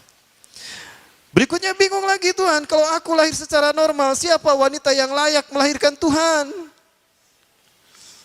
Bingung Nabi Isa, tong boroning di sana di Bethlehem, ya, di Palestina. Iya di Istiqomah Weloba, gimana nih saya pilih nih? Kata Tuhan. Akhirnya Jibril ngasih masukan. Tuhan, boleh saya ngasih masukan? Apa Jibril? Hebat ya, Tuhan dikasih masukan sama Jibril. Tuhan, saya ingin ngasih masukan. Apa Jibril? Anda pernah mengutus saya ke Bethlehem. Ada sebuah desa bernama Nazaret. Di sana ada seorang wanita suci yang sejak lahir sampai sekarang terlindung dengan kesucian dari sisimu ya Tuhan. Siapa dia Jibril? Masa Tuhan tidak tahu? Aneh. Nah, begitulah Yahudi. Begitulah pendeta Sanhedrin. Siapa dia Jibril? Maryam binti Imran Tuhan. Hidupnya penuh dengan kesucian, hanya ibadah kepadamu di Baitul Maqdis. Ya Jibril, ihbit ilal ardi kullaha li'annani sangfu min ruhi ilaiha. Jibril, turun kamu kepada Maryam. Katakan aku akan meniupkan sebagian ruhku kepada Maryam. Maka itu pun terjadi. Dengan kuasa Tuhan kata mereka. Lalu Tuhan meniupkan sebagian ruhnya ke dalam rahim Siti Maryam. Maka hamilah Siti Maryam dan lahirlah Yesus Kristus untuk menebus dosa manusia. Maksudnya menggantikan Adam dihukum oleh Tuhan.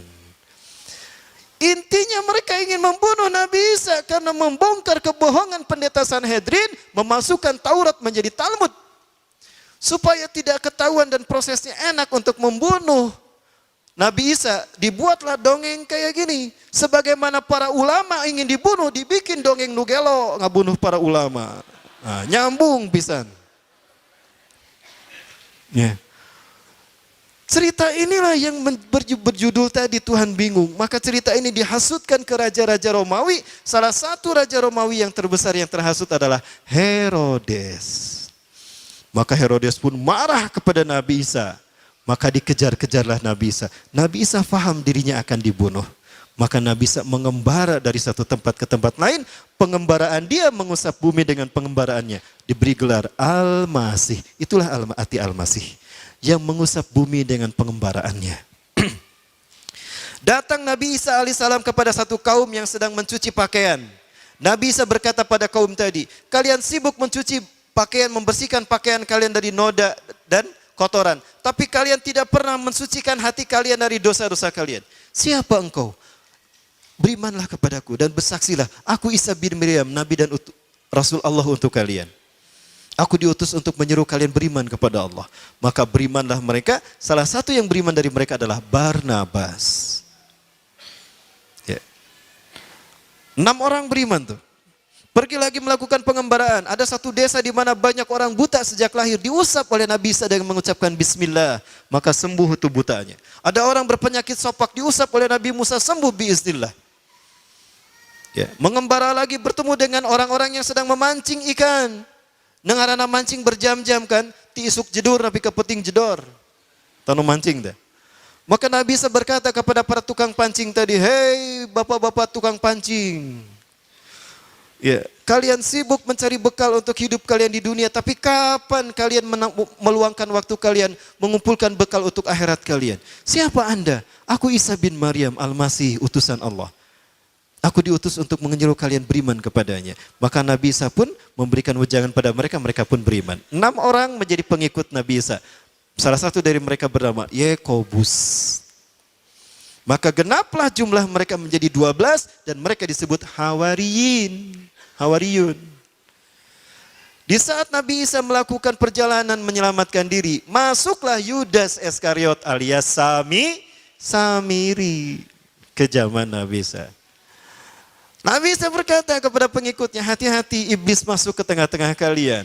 Para pengikutnya menganggap yang disebut iblis itu jin. Yang faham betul yang dimaksudkan iblis itu adalah Yudas, adalah Barnabas. Barnabas paham, jangan-jangan si Yudas nih yang maksudkan Nabi Isa. Betul. Banyak kesempatan Yudas ingin berhadapan dengan Nabi Isa, tapi selalu terhalang oleh malaikat Jibril. Sampai kadongkol tuh Yudas ingin berhadapan dengan Nabi Isa. Ketika Yudas ke sini, Nabi Isa ke sana. Ketika Yudas ke sana, Nabi Isa, oh kadi itu. Jadi papaling pangwai. Sampai geram itu si Yudas. Terakhir berkata pada Barnabas, sampaikan aku ingin bertemu dengan Isa bin Maryam, dengan Nabiullah, dengan Rasulullah. Maka Barnabas menyampaikan pada Nabi Isa mengatakan pada Barnabas, hei Barnabas, katakan, belum tiba saat perjumpaan kita. Perjumpaan kita nanti di akhir zaman. Oh, kata Nabi Isa tuh kepada si Yudas Iskariot. Ini menguatkan kalau Yudas itu Dajjal. Betul, makin kuat lagi ketika ceritanya dilanjutkan. Tapi jamnya nih nggak cukup. Lanjut. Oke, mana saya ada kajian di Jati Handap Cicahem ya. Baik Ibu Fila, kita percepat. Nah, sampai di suatu saat ketika Allah melihat Yudas Iskariot ini akan berkhianat, maka Allah berfirman kepada Nabi sallallahu alaihi wasallam di dalam Quran ini. Maaf, ayat sebelumnya. Nah ini nih. A'udzubillahi minasyaitonirrajim. Izqala Allah, dan ingatlah Muhammad ketika Allah berfirman, ya Isa, hei Isa, ini mutawafik, sesungguhnya aku akan menidurkan engkau. Kalimat mutawafik ini tidur. Surat Al-An'am ayat keberapa tuh? 62 apa? Wa huwallazi yatawaffakum bil-lail, dan dialah Allah yang telah menidurkan kamu di waktu malam. Nah, wafat di sini artinya tidur. Jadi Nabi bisa ditidurkan, wa rafiqa ilayya, dan aku akan mengangkatmu ke sisiku, wa mutahhiruka minal ladzina kafaru, dan aku akan mensucikan kau dari orang-orang kafir. Ada yang menyebutkan bahwa mutahhiruka ini adalah bersihkan namanya. Allah tunjukkan yang bergelar Al-Masih bukan Dajjal, tapi Nabi Isa alaihi salam.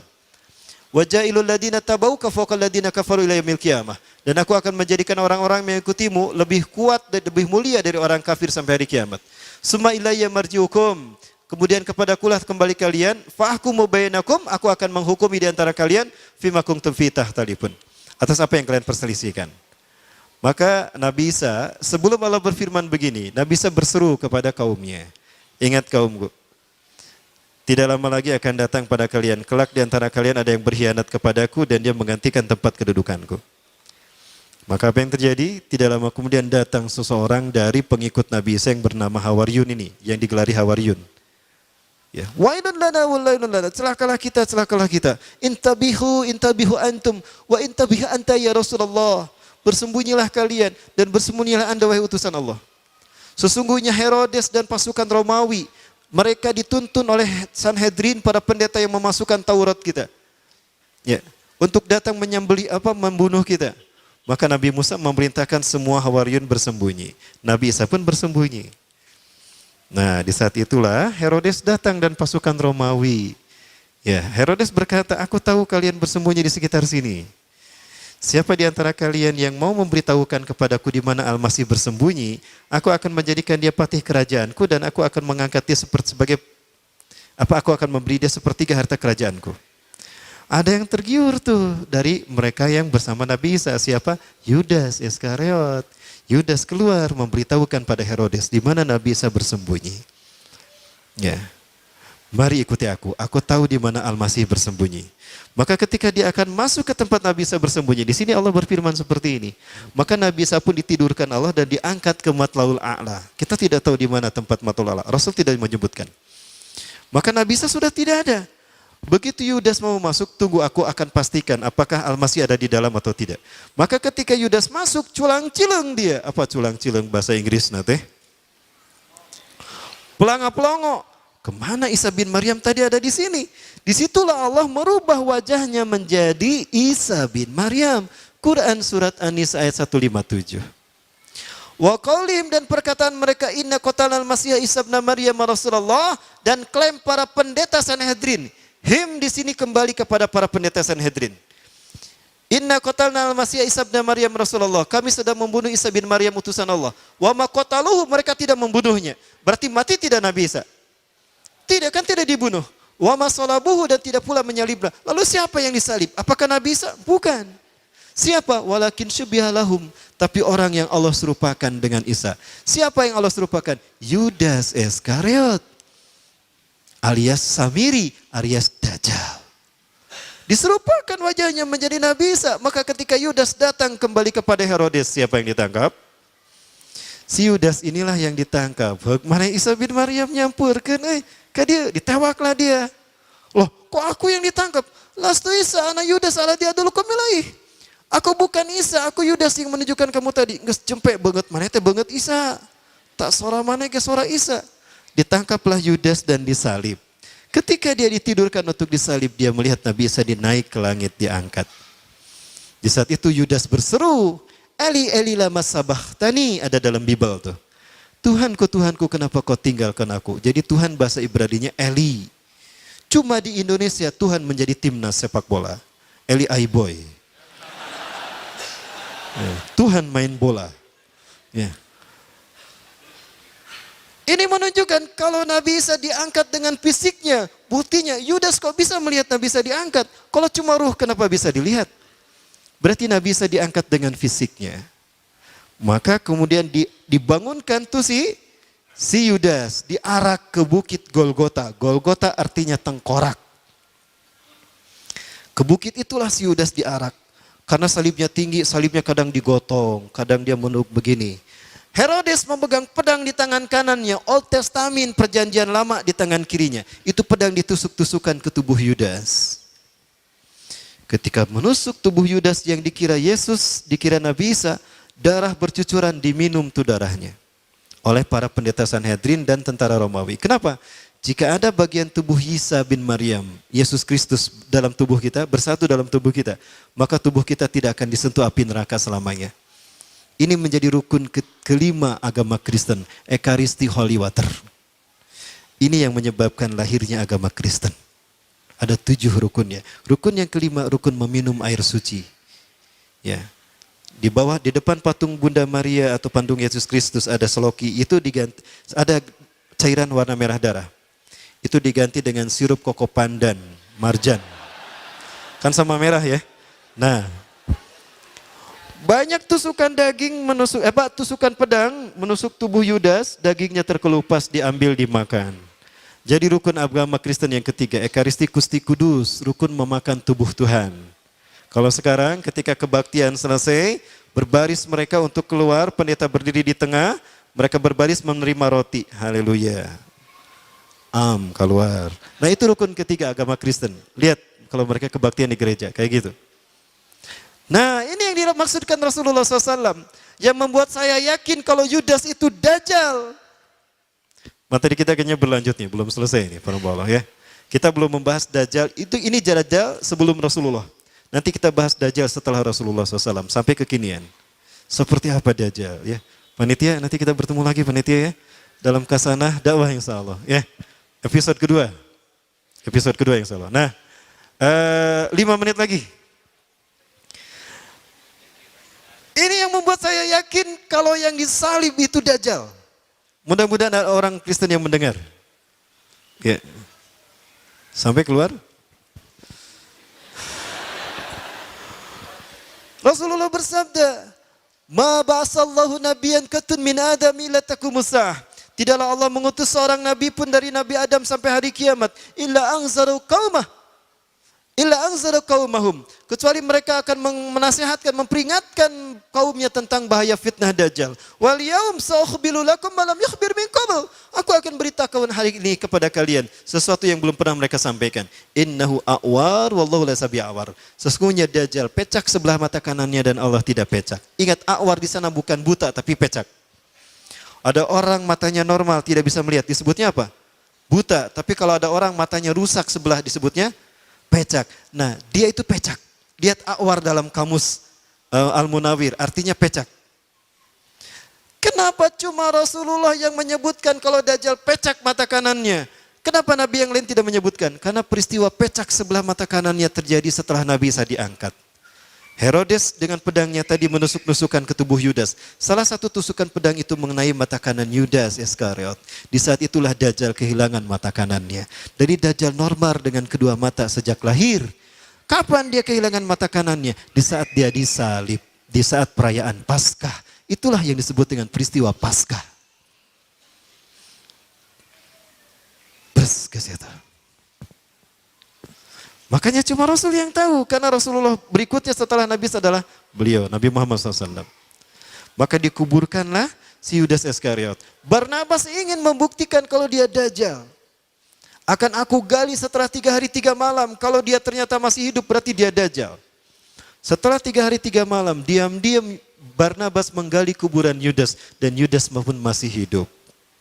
Maka yakinlah Barnabas kalau Yudas itu Dajjal. Terakhir yang dia inginkan, yang dia tunggu adalah Yudas mengaku Isa bin Maryam. Diobati bertahun-tahun hingga sembuh penyakitnya. Nah, ketika Barnabas bekerja dengan perkakasnya, datanglah Yudas Iskariot dan menepuk mejanya. Hei Barnabas, saksikanlah, aku ini adalah Isa bin Maryam. Betul kamu Dajjal, pergi kamu. Kenapa tidak dibunuh? Karena yang membunuhnya nanti Nabi Isa alaihissalam. Maka Yudas Iskariot pun pergi diusir oleh Barnabas. Maka Yudas mengembara ke seluruh dunia. Dengan kemampuan retorikanya, Yudas alias Samiri alias Dajjal mampu mempengaruhi bangsa-bangsa di dunia. Maka dalam waktu singkat dia punya banyak pengikut. Ketika dia membuat bahtera, para pengikutnya bertanya, wahai Tuanku, untuk apa kita membuat perahu ini, bahtera ini? Kita akan berkeliling dunia, kita akan taklukkan dunia dengan perahu yang kita naiki. Kita akan taklukkan lautan ini. Dan tidak ada negara kecuali mereka akan tunduk kepada kita. Wahai paduka Tuanku, untuk keliling dunia kita butuh logistik, kita butuh perbekalan. Coba kalian lihat, banyak kapal yang lalu lalang ke sana kemari. Mereka pasti bawa logistik. Kita bajak mereka, kita ambil logistik mereka untuk bekal kita. Maka muncullah sosok yang kemudian mata yang pecak ditutup sebelah, tangannya yang tetanus karena disalib, diamputasi, diganti begini, ya, dan dia pun menggunakan topi untuk menutup luka-luka di wajahnya, maka jadilah Jack Sparrow, the Pirates of Caribbean. Nah, jadilah bajak laut. Lihat simbol bajak laut, tengkorak. Tengkorak adalah simbol Bukit Golgota, tempat di mana Samiri alias Dajjal dikuburkan. Penuh dengan tengkorak di sana. Mengembaralah dia ke setiap dunia dan sampailah dia di segitiga Bermuda. Segitiga Bermuda adalah area lepas pantai yang dihubungkan oleh 3 titik, Puerto Rico, Florida, dan Bermuda. Di situ ada tempat di mana iblis membuat singgasananya. Disitulah pertemuan terjadi antara iblis yang bernama Ajazil dengan Dajjal yang bernama Samiri. Pertemuan ini yang ditunggu-tunggu oleh iblis sejak turun ke muka bumi. Dan iblis berkata, kemarilah Sam. Samiri, Sam, kadia Sam. Dirangkul dia. Dan iblis pun berkata, hari ini adalah hari yang aku tunggu-tunggu sejak aku diturunkan dari surga ke dunia, di mana aku dipertemukan dengan saudara kembarku. Panggillah dia oleh kalian sebagai Paman Sam. Amerika. Amerika adalah negara bentukan Yahudi. Negara bentukan Dajjal. Ya, ada satu perjanjian yang mengerikan antara iblis dan Dajjal saat itu. Di mana iblis ceramah dengan ceramah yang menakutkan. Salah satu ceramahnya berisi, aku akan berikan Yerusalem kepada hamba-hambaku yang akan menanti kedatanganku di akhir zaman. Berarti Yerusalem diserahkan kepada Israel itu sudah ada dalam janji pertemuan antara iblis dan Dajjal. Donald Trump hanya menyampaikan jadi pemanjang lidah iblis dan Dajjal. Betulkah demikian? Nantikan di Al-Murabi insyaAllah. Di Al-Murabi hari Selasa akan saya bahas isi perjanjian, ikatan perjanjian antara iblis dan Dajjal yang mengerikan. Ternyata semua konspirasi termasuk geopolitik di Indonesia ada di dalam isi perjanjian iblis dan Dajjal. Allah, Kadek, direvisi ya. Saya yakin itu. Karena salah satu yang diinginkan adalah membentuk persatuan dunia yang dibingkai dalam ikatan nama The New World Order. Tata dunia baru. Maka negara-negara di dunia adalah pseudo government di dalam kendali iblis dan Dajjal yang oleh orang Yahudi digambarkan dengan handshake of Illuminati. Seperti apa simbolnya? Ini dia. Siapapun yang mengangkat tangannya seperti ini, berarti dia komitmen dengan iblis dan Dajjal. Ustadz, dulu saya pernah foto kelas Ustadz, cis. Aduh, Ustadz gimana dong, apa saya harus syahadat lagi? Ya, sini syahadat lagi, sini. Ada yang pernah gitu, syahadat lagi, saya saksikan ayo. Para sekalian, Inilah simbol siapapun yang akan menjadi pengikut iblis dan dajjal. Dan inilah yang dilakukan oleh para pemimpin-pemimpin negara, hatta pemimpin-pemimpin kota di seluruh dunia. Sampai ke tingkat wali kota, mereka bisa terkenal, mereka bisa menjabat dalam waktu singkat. Jika mereka komitmen kepada iblis dan dajjal, maka nama mereka akan diorbitkan dalam waktu singkat. Betulkah demikian? Jangan salah, ini adalah propaganda iblis dan dajjal hari ini. Dan inilah bagian dari fitnah dajjal. Lalu apakah ada keterlibatan konspirasi ini di dalam pemilihan wali kota dan gubernur? Ada. Loh, gak percaya? Oke, nanti kita bahas ilmu Robi. Atau di sini nanti episode yang kedua. Baik, itu dulu barangkali ya. Walaupun ini tidak langsung berhubungan dengan handshake of Illuminati seperti ini. Ada satu lagi tapi ini agak panas ya kalau ditampilkan. Kecuali nanti setelah pemilu presiden selesai. Kita lihat. Baik, itu dulu. Ini pembahasan Dajjal sebelum Rasulullah diutus. Nanti kita bahas fitnah Dajjal setelah Rasulullah diutus. Ya, saya bagi dua. Ya, setelah Rasul diutus sampai sekarang. Itu bagian keduanya insya Allah. Di mana insya Allah mungkin di sini atau di Al-Murabi atau di Al-Latif. Terima kasih. Hadanallahu wa yakum asmin wa minkum.